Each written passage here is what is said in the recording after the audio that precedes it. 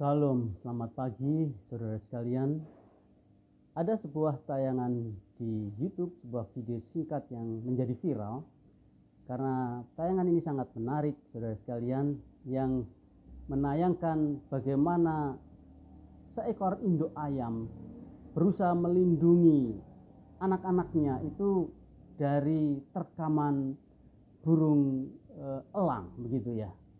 Kita pasti tahu bahwa burung elang memiliki kekuatan yang lebih dari ayam, gitu ya. Tapi kita bisa melihat di situ bagaimana gigihnya dan ganasnya induk ayam itu di dalam usahanya untuk melindungi anak-anaknya, sehingga burung elang itu terpojok, saudara sekalian, di dalam video itu. Nah, saudara sekalian, ini sebuah gambaran yang sangat menarik mengenai bagaimana induk ayam yang sebetulnya lemah saja, dia menjadi begitu kuat, begitu ganas pada waktu dia diperhadapkan kepada bahaya yang sangat besar yang mengancam anak-anaknya. Nah, saudara sekalian yang dikasihi Tuhan Yesus Kristus, dalam renungan singkat pada pagi hari ini, saya akan berusaha untuk memberikan judul tema renungan kita, yakni panggilan menjadi pelindung keluarga. Panggilan untuk menjadi pelindung keluarga. Kita akan coba merenungkan tema ini berdasarkan nats firman Tuhan yang terdapat di dalam kitab Perjanjian Lama, yaitu Keluaran pasal 2. Keluaran pasal 2, kita akan baca nas itu ayat 1 sampai ayat yang ke-10. Seorang laki-laki dari keluarga Lewi kawin dengan seorang perempuan Lewi, lalu mengandunglah ia dan melahirkan seorang anak laki-laki. Ketika dilihatnya bahwa anak itu cantik, disembunyikannya 3 bulan lamanya. Tetapi ia tidak dapat menyembunyikannya lebih lama lagi, sebab itu diambilnya sebuah peti pandan, dipakalnya dengan gala-gala dan ter, diletakkannya bayi itu di dalamnya, dan ditaruhnya peti itu di tengah-tengah Teberau, di tepi sungai Nil. Kakaknya perempuan berdiri di tempat yang agak jauh untuk melihat apakah yang akan terjadi dengan dia. Maka datanglah putri Firaun untuk mandi di sungai Nil, sedang dayang-dayangnya berjalan-jalan di tepi sungai Nil. Lalu terlihatlah olehnya peti yang di tengah-tengah Teberau itu, maka disuruhnya hambanya perempuan untuk mengambilnya. Ketika dibukanya, dilihatnya bayi itu dan tampaklah anak itu menangis, sehingga belas kasihanlah ia kepadanya dan berkata, "Tentulah ini bayi orang Ibrani." Lalu bertanyalah kakak anak itu kepada putri Firaun, "Akan kupanggilkah bagi tuan putri seorang inang penyusu dari perempuan Ibrani untuk menyusukan bayi itu bagi tuan putri?" Sahut putri Firaun kepadanya, "Baiklah." Lalu pergilah gadis itu memanggil ibu bayi itu. Maka berkatalah putri Firaun kepada ibu itu, "Bawalah bayi ini dan susukanlah dia bagiku, maka aku akan memberi upah kepadamu." Kemudian perempuan itu mengambil bayi itu dan menyusuinya. Ketika anak itu telah besar, dibawanyalah kepada putri Firaun, yang mengangkatnya menjadi anaknya dan menamainya Musa, sebab katanya, "Karena aku telah menariknya dari air." Saudara sekalian yang terkasih di dalam Tuhan Yesus Kristus,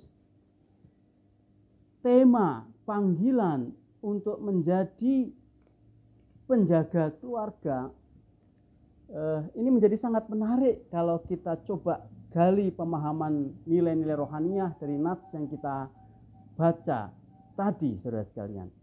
Kita pasti tahu bahwa keluarga itu menjadi struktur inti dari kehidupan sosial manusia. Keluarga itu menjadi lembaga pertama yang diciptakan oleh Allah, dan maksud dari keluarga itu ialah supaya setiap individu dalam keluarga ini mengalami pertumbuhannya yang lengkap dalam kepribadiannya itu. Tapi kita tahu, saudara sekalian, bahwa keluarga saat ini juga menjadi sebuah pergumulan, sebuah tantangan, sebuah keprihatinan yang sangat mendalam. Oleh karena kita melihat dan kita memperhatikan struktur masyarakat yang paling inti, yang paling utama ini telah mengalami pengerusakan dan penghancuran luar biasa, saudara sekalian. Iblis tahu bahwa keluarga itu menjadi core dari masyarakat itu.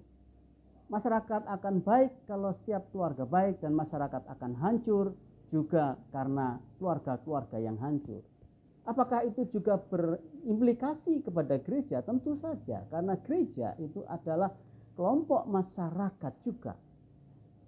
Kalau gereja ini baik, itu pasti oleh karena anggota-anggota keluarga dalam gereja itu baik. Tapi kalau keluarga atau gereja itu mengalami begitu banyak problem, itu selalu disebabkan karena keluarga-keluarga dalam gereja itu mengalami permasalahan-permasalahan. Ada begitu banyak hal-hal yang sangat boleh dikatakan itu ancaman yang luar biasa di dalam merusak keluarga. Sehingga setiap anggota keluarga, terutama para pemimpin keluarga, para bapak, para ibu, dipanggil untuk melindungi keluarga itu semaksimal mungkin, sekuat tenaga, merelakan diri untuk betul-betul menjaga itu. Gambarannya seperti induk ayam tadi yang berusaha keras, dia tidak peduli bagaimana hebatnya burung elang itu, tapi demi anaknya itu, saudara sekalian, dia serang, dia jaga anaknya, ya, dia serang elang itu, sehingga elang itu seperti tidak berdaya. Nah, saudara sekalian, ini menjadi gambaran yang sangat penting. Walaupun kita tahu bahwa keluarga-keluarga mengalami, saya merasa mengalami serangan luar biasa dan mengalami pengerusakan luar biasa. Tapi sebagai orang percaya kita tetap meyakini bahwa Allah yang memanggil kita itu juga Allah yang akan memperlengkapi kita, sehingga kita diberikan kekuatan, diberikan anugerah untuk bisa melindungi keluarga kita dari segala kehancuran yang mengancam keluarga kita. Bahkan seringkali yang terjadi ialah tanpa sepengetahuan kita, tanpa kita sadari, mungkin anggota-anggota keluarga kita sudah mengalami itu, saudara.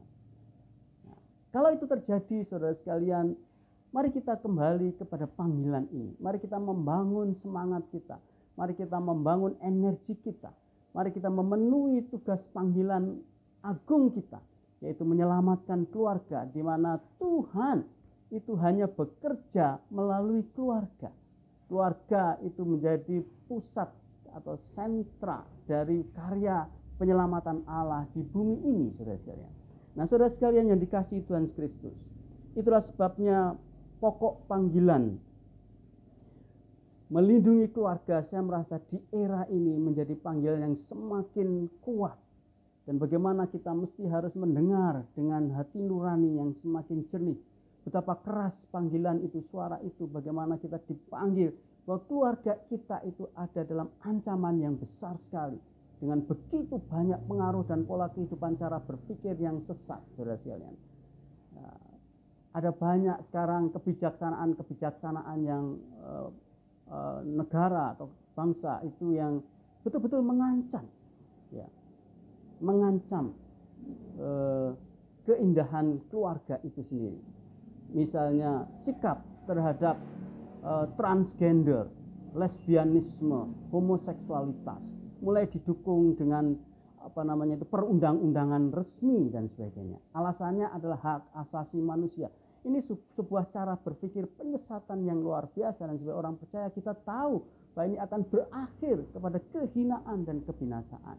Nah, saudara sekalian, sekali lagi bahwa panggilan untuk menyelamatkan keluarga itu bagian yang amat sangat penting bagi orang-orang percaya zaman ini. Karena saya merasa jemaat utama setiap hamba-hamba Tuhan adalah keluarganya masing-masing. Kita membutuhkan anugerah Tuhan saat ini untuk memiliki keteguhan, untuk memiliki ketabahan, untuk memiliki konsistensi yang terus-menerus oleh anugerah Allah, oleh anugerah Roh Kudus, untuk memiliki semangat dan kerinduan dan pikiran yang jernih, bahwa tidak ada yang bisa menyelamatkan keluarga kita, anggota keluarga kita, selain dari anggota keluarga itu sendiri. Nah, saudara sekalian yang dikasihi Tuhan Kristus, berdasarkan nats yang kita baca tadi, saudara sekalian, kita akan melihat ada dua alasan, ada dua sisi yang tersirat dari nats yang kita baca itu mengenai panggilan menjadi penjaga keluarga yang harus kita penuhi agar betul-betul, saudara sekalian, umat manusia itu diselamatkan.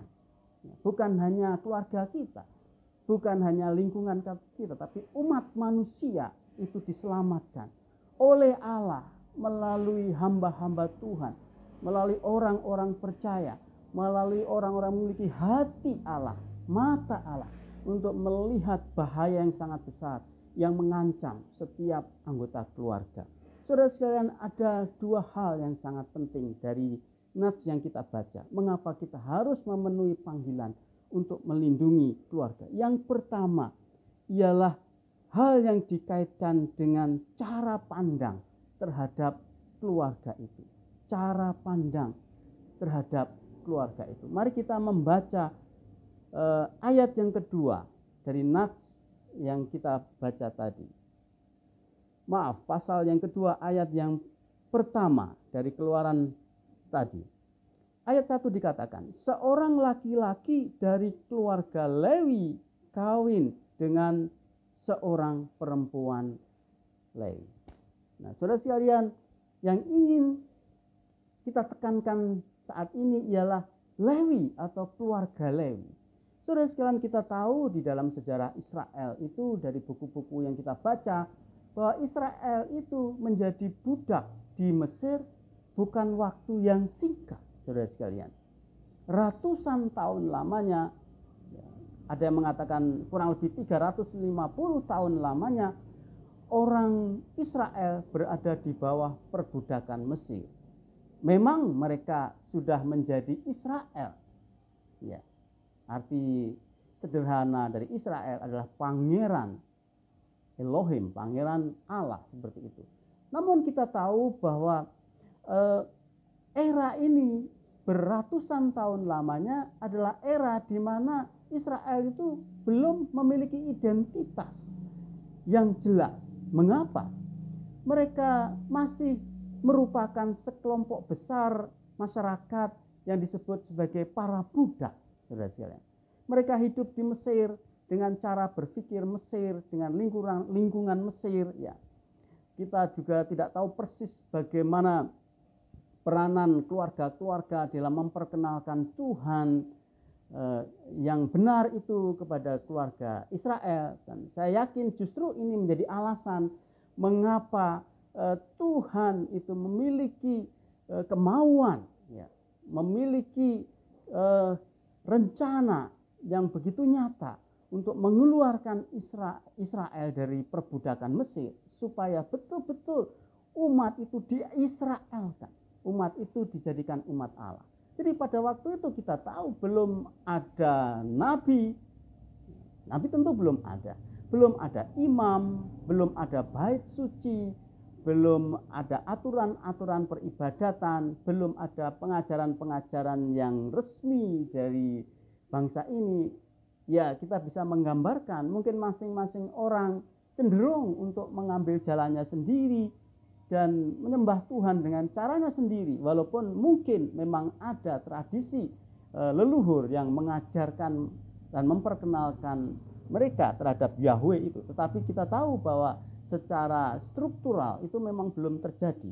350 tahun lamanya itu bukan waktu yang sangat singkat. Itu bisa menjadi 3 atau 4 generasi, ya, dalam jangka waktu yang cukup panjang ini. Tetapi yang menarik, saudara sekalian, ini sangat penting poin ini. Dan mengapa panggilan keluarga ini sangat penting? Karena ternyata panggilan melindungi keluarga itu bukan sekedar ajaran moral dan kesadaran moral. Panggilan untuk melindungi keluarga ini terkait dengan rencana Allah kepada umat manusia. Nah, saudara sekalian, sebetulnya rencana Allah itu hanya satu. Pada waktu manusia jatuh dalam dosa, pada waktu manusia mengambil jalannya sendiri, pada waktu manusia menyembah Tuhan ciptaannya sendiri, tersesat dalam pikiran dan perilakunya itu, rencana Allah itu hanya satu. Rencana Allah itu ialah untuk membangun umat yang mengenal Allah dan membangun umat yang menyembah Allah dengan benar. Nah, itulah sebabnya mengapa saudara-saudara kita menemukan kisah yang sangat heroik yang di dalamnya nanti memiliki begitu banyak cerita. Yang kita tahu itu kisah Keluaran, saudara sekalian. Di situ ada begitu banyak kisah yang sangat dramatis. 10 tulah ya, yang dijatuhkan Allah kepada orang Mesir. Ya. Nanti berikutnya ada begitu banyak pengalaman-pengalaman kehidupan orang Mesir generasi pertama selama 40 tahun lamanya di padang gurun dengan berbagai macam mujizat, dengan berbagai macam keajaiban Tuhan. Laut terbelah, air menjadi manis. Begitu banyak kisah ya. Mana ya. Daging, banyak sekali kisah yang di dalamnya mengandung begitu banyak sikap-sikap yang dinyatakan orang Israel kepada Allah itu. Kita tahu itu, saudara.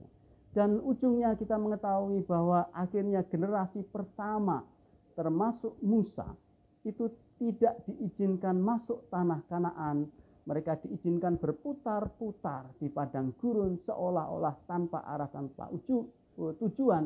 Dan di situ generasi pertama mati di padang gurun. Maksudnya apa? Maksudnya betul-betul bahwa Allah hanya punya rencana satu, yaitu Allah ingin membentuk umat, dan Allah terus-menerus melakukan sebuah proses pemurnian dari 350 tahun lebih bangsa Israel ini yang telah menjadi Mesir gitu ya.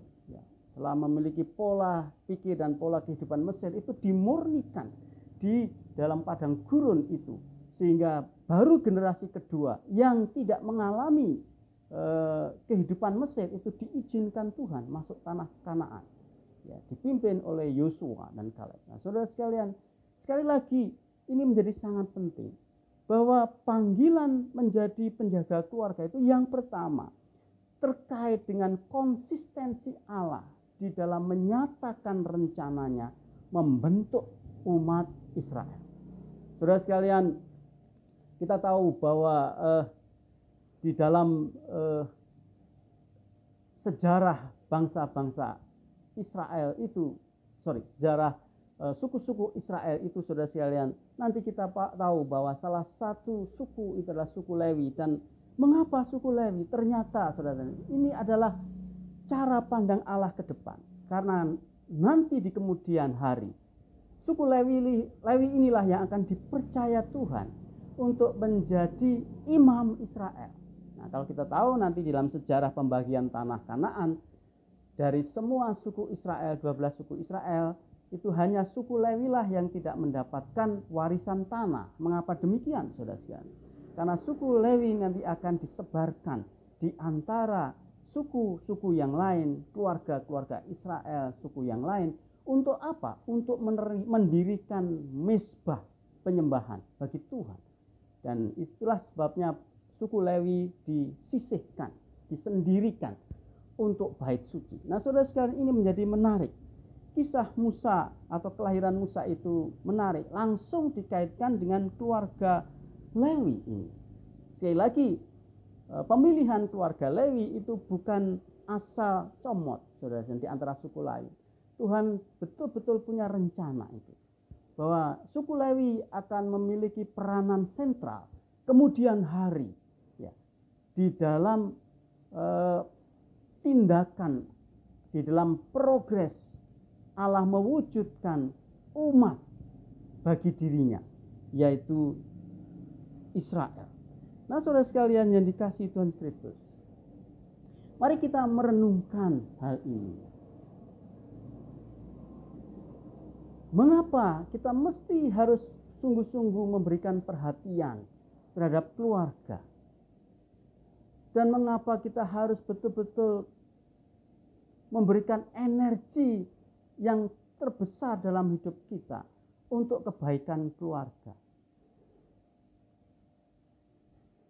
tersirat dalam nats ini, saudara sekalian. Bahwa keluarga itu bukan sekedar urusan moralitas. Keluarga bukan sekedar masalah kesejahteraan ekonomi. Keluarga bukan sekedar masalah prestis, ya, dan kebanggaan terah dan keturunan. Lebih daripada itu, keluarga ini berbicara mengenai cara Allah untuk menjadikan setiap keluarga Kristen menjadi pusat pekerjaannya. Kalau begitu, saudara sekalian, pekerjaan Allah itu bukan sesuatu yang abstrak. Pekerjaan Allah itu bukan sesuatu yang bersifat teoritik. Pekerjaan Allah itu berbicara mengenai nilai-nilai kekristenan dalam setiap keluarga Kristen. Sehingga melalui keluarga Kristen itu, saudara sekalian, segala kemuliaan Allah dan segala rencana penyelamatan Allah itu terwujudkan secara real dan nyata melalui keluarga-keluarga Kristen. Keluarga Kristen sekali lagi bukan hanya masalah yang natural, kehidupan semata-mata. Keluarga Kristen itu berbicara mengenai hakikat spiritualitas dari Allah dan kebaikan Allah terhadap manusia dan tindakan pemulihan Allah kepada manusia yang berdosa, masyarakat yang berdosa. Saudara sekalian, kita bisa mengembangkan hal ini begitu luar biasa, saudara sekalian. Saya yakin, saudara, tidak ada seorang pun menjadi orang yang berguna bagi siapa saja, ya, bagi masyarakat, terutama bagi kemuliaan Tuhan, selain dari mereka yang berasal dari keluarga-keluarga yang terselamatkan dari sebuah proses pengerusakan pengaruh nilai yang luar biasa dari dunia yang sangat sesat ini. Nah, saudara sekalian, ini menjadi sangat penting. Mengapa kita harus memenuhi panggilan untuk melindungi keluarga? Alasannya yang terutama dan yang utama ialah Allah telah menetapkan keluarga Kristen untuk menjadi tempat di mana Allah bekerja melakukan penyelamatan kepada umat manusia. Sekali lagi, pekerjaan Allah itu berarti hal yang sangat konkret dan real. Pekerjaan Allah itu berarti berbicara mengenai tindakan, perilaku, dan juga sikap, perbuatan-perbuatan para suami, para bapak, para ibu, para istri, dan anak-anak dalam rumah tangga Kristen. Nah, saudara-saudara, ini penting sekali. Ini adalah poin yang pertama, mengapa setiap keluarga Kristen dipanggil dengan panggilan yang sangat keras untuk mewujudkan perjuangan menyelamatkan keluarga. Itu yang pertama, karena Allah menetapkan keluarga-keluarga Kristen itu menjadi tempat di mana dia bekerja secara konkret, secara nyata untuk melakukan penyelamatan kepada umat manusia. Itu yang pertama, saudara sekalian. Yang kedua yang tersirat dari nas yang kita baca mengenai panggilan keluarga. Poin yang kedua yang indah ialah panggilan untuk melakukan perlindungan secara sepenuhnya kepada anggota keluarga yang paling lemah.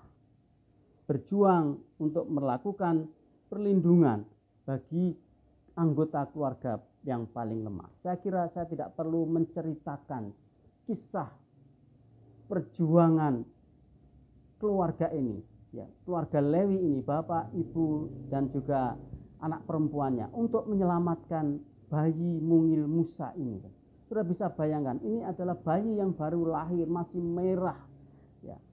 Ini kalau tidak ada sebuah komitmen dan sebuah perjuangan luar biasa dari bapaknya, dari ibunya, dari kakaknya, kita tidak bisa membayangkan. Bisa saja itu bayi ini sudah mati. Tentu kita tahu bahwa Tuhan tidak akan membiarkan Musa mati, karena Tuhan punya rencana yang sangat indah itu.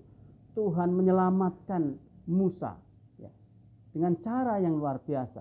Tuhan memberikan pertumbuhan Musa dalam lingkungan yang luar biasa, istana Firaun. Dan Tuhan memperlengkapi Musa dengan fasilitas-fasilitas hidup yang luar biasa di tengah-tengah krisis bangsanya itu. Tujuannya apa? Sekali lagi, tujuannya bukan hanya sukses, prestasi pribadi, bukan. Tujuannya ke depan. Nanti di masa transisi yang sangat sulit, di mana Allah akan menetapkan teokrasi, yaitu pemerintahannya kepada umat itu. Musa akan berdiri dan mewujudkan pemerintahan Allah itu di dalam 3 aspek pemerintahan politis pengelolaan negara. Ya, ini apa? Ya, ini dia menjadi pemimpin eksekutif, pemimpin legislatif, dan pemimpin yudikatif sekaligus. Sebuah era yang sangat panjang. Saya tidak perlu cerita panjang lebar dalam hal ini. Kita tahu itu bagaimana perjuangan, pergumulan Musa itu. Bahkan akhirnya Musa sendiri pun tidak diizinkan untuk masuk tanah Kanaan karena dia juga memiliki kegagalan. Nah, saudara sekalian, walaupun Tuhan mengatakan kepada orang Israel bahwa di muka bumi ini tidak ada orang yang begitu lembut hatinya, ya, seperti Musa, tetapi Musa pun tetaplah manusia. Sebab manusia tidak mendewakan dan mengkultuskan manusia, tapi manusia betul-betul melihat kemuliaan Allah di dalam pekerjaan dan kehidupan Musa itu. Nah, saudara sekalian, panggilan untuk melindungi yang paling lemah itu menjadi panggilan yang sangat penting, saudara sekalian. Kita mesti harus menyadari jebakan keliru dari cara pandang kita. Jebakan yang bagaimana? Seringkali kita memberikan perhatian kepada anggota keluarga yang kita anggap itu lebih unggul, ya.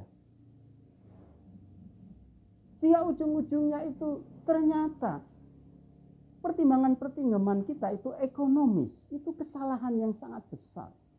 Bagaimana perilaku kita para orang tua? Kalau kita punya misalnya 2 anak, anak kita yang satu itu prestasinya begitu moncer, ya, yang kedua itu kurang, ya. Yang terjadi sering justru yang kita unggul-unggulkan itu yang kuat. Ini terbalik, saudara. Ini salah. Justru kita harus memberikan perhatian, memberikan dukungan dan backup kepada anggota keluarga yang paling lemah. Ya. Dan di sini keluarga Lewi ini sungguh-sungguh tahu hal ini. Dia melindungi Musa, bayi yang lemah ini, di dalam rencana dan cara Allah itu. Tuhan memakai para orang tua ini, bapak dan ibu ini serta kakaknya itu untuk menyelamatkan bayi Musa sekali lagi.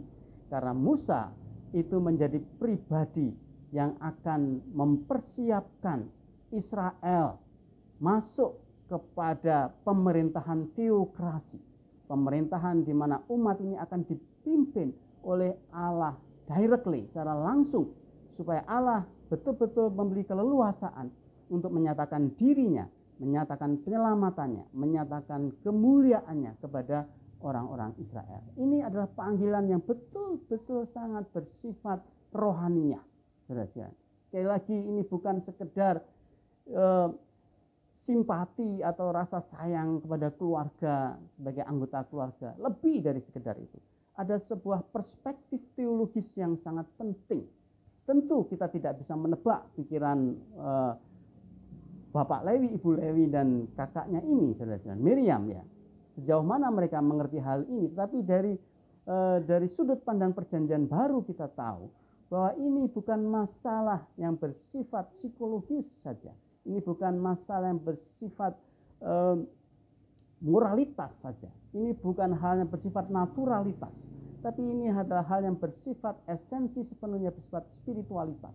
Di mana sekali lagi Tuhan itu menetapkan keluarga Israel, dan sekarang Tuhan menetapkan keluarga Kristen untuk mewujudkan pekerjaan Allah secara nyata di tengah-tengah masyarakat saat ini. Nah, saudara sekalian, ini 2 hal yang sangat penting yang harus kita pahami.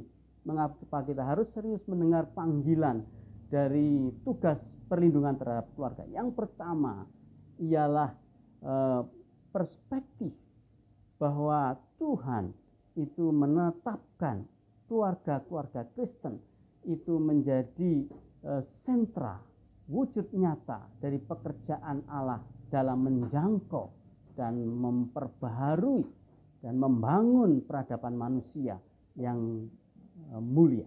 Ini kedua, saudara sekalian, panggilan mengenai pemenuhan perlindungan terhadap keluarga ini diwujudkan di dalam wujud di mana kita harus melindungi anggota keluarga yang terlemah. Kita harus melakukan sebuah cara pandang yang rohania. Jangan melihat manusia dari pertimbangan-pertimbangan ekonomi. Jangan melihat manusia dari pertimbangan-pertimbangan untung rugi. Jangan melihat manusia dari pertimbangan-pertimbangan harkat martabat, ya, terah, dinasti dan sebagainya. Tapi melihat setiap individu itu dari sisi spiritualitas. Bagaimana Tuhan mau dan sedang memakai setiap anggota keluarga itu untuk mewujudkan pekerjaan Allah secara nyata kepada umat manusia itu yang membutuhkan keselamatan. Dalam hal apa? Dalam hal yang sangat-sangat nyata. Bagaimana keluarga itu memiliki pola kehidupan pergaulan yang hangat dan saling menghargai. Bagaimana keluarga ini membangun sebuah komunitas, komunikasi yang saling membangun, ya, yang saling menguatkan, yang saling memberikan dukungan. Bagaimana keluarga itu memiliki kehidupan anggota keluarga yang betul-betul tidak pilih kasih, melihat individu bukan dari segi pertimbangan-pertimbangan kemanusiaan dan harga-harga yang bersifat ekonomis dan materialistik. Tapi melihat manusia sebagai gambar Allah, di mana dalam diri manusia Kristen ini Tuhan mau bekerja melalui apa? Melalui perkataan kita, melalui perhatian kita, melalui kualitas kejujuran kita, melalui kualitas moralitas kita, melalui kualitas kemurnian kita, melalui kualitas kesalehan kita. Nah, saudara sekalian, kiranya Tuhan akan memberkati. Tuhan mengizinkan kita untuk memasuki era yang tidak mudah saat ini. Pandemi belum selesai. Pandemi masih menjadi ancaman global saat ini. Dan itu menjadi tantangan nyata. Bukan hanya sekedar dalam tantangan dunia medis, tapi kita juga tahu, saudara, tantangan luar biasa. Bagaimana tontonan-tontonan di mass media telah menayangkan hal-hal yang merusakkan moralitas manusia. Ya. Tidak ada lagi penghargaan terhadap orang lain. Ya. Bahkan pada pimpinan, ada orang-orang tertentu seolah-olah dengan leluasa, bahkan dengan sangat bangga menyatakan diri sebagai orang yang cerdas, sebagai orang yang terdidik, sebagai orang yang pandai. Dengan begitu gampang mengatakan bahwa orang itu dungu dan sebagainya. Ini sungguh-sungguh memprihatinkan. Ini sungguh-sungguh alarm. Kita harus mendengar alarm ini. Kita harus mendengar panggilan ini. Telah terjadi pengerusakan luar biasa. Obat bius, free sex, transgender, lesbianisme, homoseksualitas, macam-macam yang terjadi. Kehancuran, ya, kesulitan hidup, kekerasan dan kriminalitas yang sangat mengerikan, saudara. Saya menonton di YouTube sebuah berita yang betul-betul menghancurkan hati. Ada seorang remaja putri, saudara sekalian. Dia anak seorang ibu janda yang miskin sekali, dan ibu ini ternyata lagi sakit parah. Apa yang terjadi, saudara? Teman-temannya itu membuli dia karena dia anak orang miskin. Apa yang terjadi? Anak putri muntah dan akhirnya dia itu melakukan kekerasan yang sangat mengerikan kepada teman-temannya. Nah, saudara sekalian, iblis bukan hanya mengancam keluarga. Iblis sedang bekerja giat untuk menghancurkan keluarga. Dan itu terbukti dari kehidupan Ayub. Ayub seorang bapak rumah tangga yang saleh. Dia sukses dalam karir, kaya, dan juga seorang yang beribadah kepada Tuhan. Diserang oleh iblis. dihancurkan hidupnya. Bahkan struktur rumah tangganya itu hancur. Anak-anaknya itu mati dengan sangat mengenaskan. Bahkan istrinya sendiri menghina-hina dia, sehingga dia menjadi bahan ejekan. Ya. Oleh karena serangan iblis ini. Tetapi saudara-saudara, sebagai orang-orang percaya, kita tidak menaruh harapan kepada kekuatan kita sendiri. Kekuatan kita terbatas, tetapi kekuatan Allah tidak terbatas. Kalau Allah memanggil kita, pasti Allah juga akan melengkapi kita. Kita hanya perlu membutuhkan kesediaan, keterbukaan untuk rela dipakai Tuhan. Sesulit apapun yang Tuhan izinkan, serumit apapun tantangan, segelap apapun keadaan, tidak akan pernah berhasil menggagalkan pekerjaan Allah di dalam mewujudkan penyelamatannya kepada umat manusia. Sehingga pikiran kita tetap optimis, oleh karena Tuhan sudah menetapkan rancangan kemuliaan bagi umat manusia. Melalui apa? Melalui memperbaharui masyarakat manusia itu dalam wujud membentuk umatnya yang mengenal Allah dan beribadah kepada Dia. Nah, saudara sekalian, kiranya Tuhan Yesus memberkati kita. Kalau saat ini kita sudah merasa letih dan merasa putus asa untuk memenuhi panggilan kita terhadap keluarga kita, mungkin kita sedang menghadapi tantangan keluarga yang tidak mudah. Istri yang mungkin sulit untuk taat kepada Tuhan. Suami yang hidup semaunya sendiri. Anak-anak yang kehidupannya kacau. Saudara sekalian, firman Tuhan pada pagi hari ini memanggil kita. Dan Tuhan menyediakan penyertaannya kepada kita.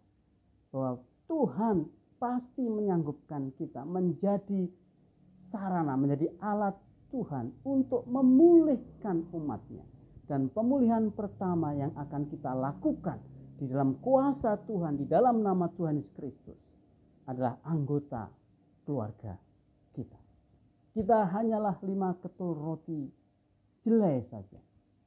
Tetapi di tangan Allah yang maha kuasa, 5 ketul roti jelai itu dapat mengenyangkan 5.000 orang laki-laki, tidak termasuk perempuan dan anak-anak, dan masih sisa 12 keranjang. Optimis, percaya kepada Tuhan, mengandalkan Tuhan, tetap ada cahaya di dalam kegelapan segelap apapun, karena pada hakikatnya Allah adalah terang. Amin. Tuhan Yesus memberkati kita.